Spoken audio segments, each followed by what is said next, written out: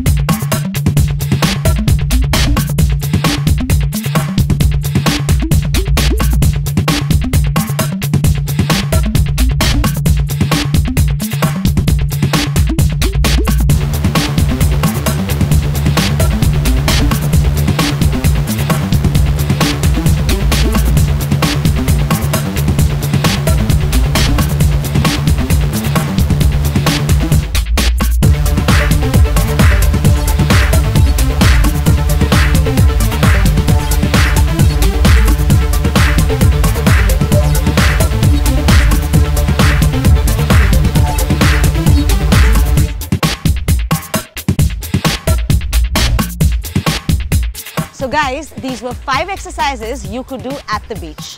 And obviously don't forget to enjoy the view and breathe. If you have any queries or would like to share your experiences about the workout, feel free to write to me in the comment section below.